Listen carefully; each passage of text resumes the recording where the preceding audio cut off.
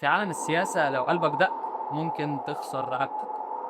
تخيل انك اقوى حاكم في العالم، جيوشك بتهز الارض وامبراطوريتك ملهاش حدود، وفجأة تلاقي نفسك راكع، مش قدام جيش اقوى منك ولا حتى قدام سلاح فتاك، لكن قدام عقل مرعب في ذكاء ومتغلف بجاذبية قاتلة. وبما انك وصلت لحد هنا انا بوعدك ان ال 15 دقيقة الجايين دول مش هيمروا عليك زي اي فيديو شفته في حياتك. لما تخلص الحكاية دي مش هتكون اتعلمت تاريخ بس، انت هتكون اتعلمت ازاي عقل واحد يقدر يغير مصير امبراطورية كاملة.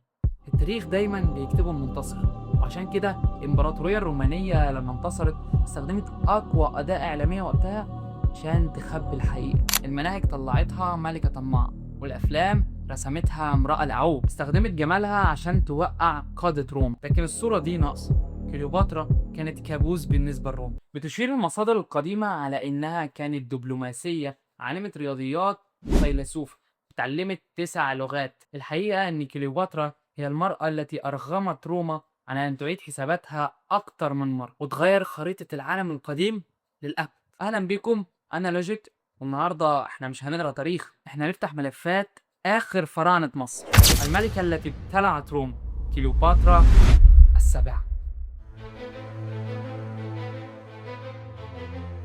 سنة 69 قبل الميلاد، الإسكندرية، تتولد طفلة في قصر بيحكمه عائلة من سلالة البطالمة، عائلة منحدرة من مقدونيا، يعني أصولها مش مصر أصلا. بس العيلة دي ما كانتش عيلة عادية، دي كانت حرفيا عش الدبابيس. الأخ بيقتل أخوه والابن بيتآمر على أبوه عشان العرش. في البيئة دي كليوباترا اتعلمت الدرس الأول والأهم ليها طول حياتها: البقاء للأذكى مش للأقوى. المؤرخ اليوناني بلوتارخ كشف سر خطير جدا: كليوباترا ما كانش سلاحها هو جمالها زي ما افلام هوليوود صورت لنا، سلاحها الاخطر كان ذكائها وعقلها. تخيل معايا عيله كامله بتحكم مصر لمئات السنين، ولا واحد فيهم كلف نفسه حتى ان يتعلم لغه الشعب اللي هو بيحكم. كليوباترا هي كانت الملكه الاولى، اتعلمت اللغه المصريه القديمه وتعلمت معاها 8 لغات تانية. كانت بتقعد مع الامراء والسفراء بتوعها تتكلم معاهم بلغتهم من غير مترجم. كانت بتعزف على عقول الرجال كأنها بتعزف على الآلة الموسيقية. سنة 51 قبل الميلاد بيموت أبوها وبيسيب لها العرش وهي عندها 18 سنة، هي وأخوها بطلمنوس 13 اللي كان عنده ساعتها 10 سنين. الخطة كانت إنهم يحكموا مع بعض، بس كليوباترا كانت طموحها أعلى بكتير من إنها تشارك طفل صغير في حكم أكبر وأعظم دولة في الشرق كله. بس مستشاري أخوها كانوا تعرين، فهموا خطورتها كويس ولعبوا لعبتهم وطردوها من مصر لسوريا. اي ملكة تانية كانت هتقعد تعيط على العشاء اللي ضاع، بس كليوباترا بدأت ترتب رقعة الشطرنج من تاني. في الوقت ده العالم كله كان بيترعب من اسم واحد بس: يوليوس قيصر، امبراطور روما اللي جيوشه بتاكل الاخضر باليابس. قيصر بيوصل الاسكندرية وبيطارد اعدائه، بيلاقي الاسكندرية في فوضى بسبب الصراع اللي ما بين كليوباترا واخوها. بالنسبة لأي حد تاني ده كابوس، بس بالنسبة لكليوباترا دي الفرصة الذهبية. بس ازاي هتقابل يوليوس قيصر أصلا وهي مطلوبة حية أو ميتة، وحراس أخوها محاصرين القصر من كل مكان؟ وهنا بقى بيجي واحد من أعظم وأذكى مشاهد التاريخ، مشهد مفيش أي مخرج سينمائي يقدر يتخيله أبدع من كده، عدا لوجيك، عشان أنا مفيش حد. آخر خروج درامي وأرجع كده. في نص الليل حارس قيصر بيدخل له سجادة أو كيس ملابس ضخم. قيصر بيقوم بفتح الهدية، بدل ما يلاقي جواهر أو كنوز بيلاقي كليوباترا طالعة من السجادة. أنت متخيل الموقف؟ ملكة مخلوعة بتخاطر بحياتها وتخش عرين الأسد برجليها عشان تقف قدام واحد من أعظم جنرالات العالم. قيصر ما اتسحرش بجمالها بس، لكن اتسحر بذكائها وطريقة تقديمها لنفسها، وده تقريبا غيرت نظرته ليها تماما. في ليلة واحدة بس كليوباترا حولت الجنرال اللي كان جاي يسيطر على مصر إلى حليف وجيش شخصي ليه. قيصر حارب أخوها وهزمه ورجع كليوباترا ملكة متوجة على مصر من تاني. لا وكمان أنجبت منه طفل وسمته قيصرون. شفت الإبداع؟ الفراعنة زمان كان عندهم تفكير بس رهيب. قيصرون.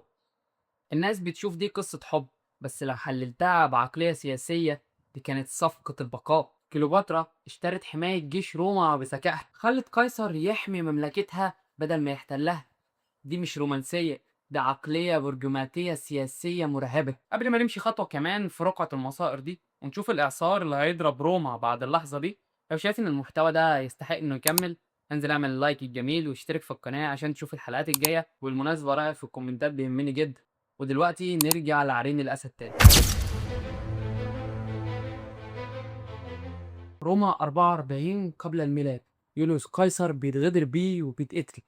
كليوباترا تلاقي نفسها فجأة من غير دراعها الحامي بتهرب على مصر بسرعة عشان تحمي العرش بتاعها. روما بتتقسم وبيظهر على الساحة أقوى رجل في الشرق وقتها، مارك أنطونيوس. أنطونيوس بيستدعي كليوباترا للقاء سياسي. أي ملكة تانية كانت هتروح على إنها تابعة أو حليف، لكن كليوباترا بترفض إنها تمشي في ظل أي حد. كليوباترا جهزت أسطول ضخم، السفن فيه مطلية بالذهب، محملة بلآلئ وذهب من خيرات مصر. أشعتها معمولة من القماش الأرجواني، أغلى قماش في العالم وقتها، وريحتها تشمها من على بعد أميال. كليوباترا ما كانتش رايحة تقابل جنرال، كليوباترا كانت رايحة تقول له أنا إلهة بتمشي على الأرض، ومصر أعظم من روما كلها.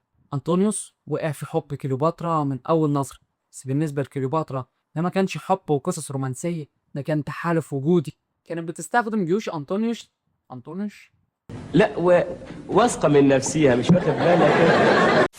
كانت بتستخدم جيوش أنطونيوس عشان تحمي بلادها وتوسع حدودها وترجع أمجاد الإمبراطورية البطلمية من تاني. أنطونيوس كان السيف، وكليوباترا كانت العقل اللي بيحرك السيف. في روما كان في وحش بيكبر، أكتافيوس، ابن يوليوس قيصر بالتبني، شاب طموح ومرعب سياسيا. أكتافيوس شاف إن اتحاد أنطونيوس وكليوباترا بيهددوا شخصيا، كان عايز يحكم روما لوحده، والصدام كان حتمي. وهنا أكتافيوس لعب أكثر وأذكى لعبة سياسية في التاريخ. لو أعلن الحرب على أنطونيوس، الشعب الروماني كله هيثور عليه لأنهم زهقوا من الحروب الأهلية. أكتافيوس قعد يفكر، أعمل إيه؟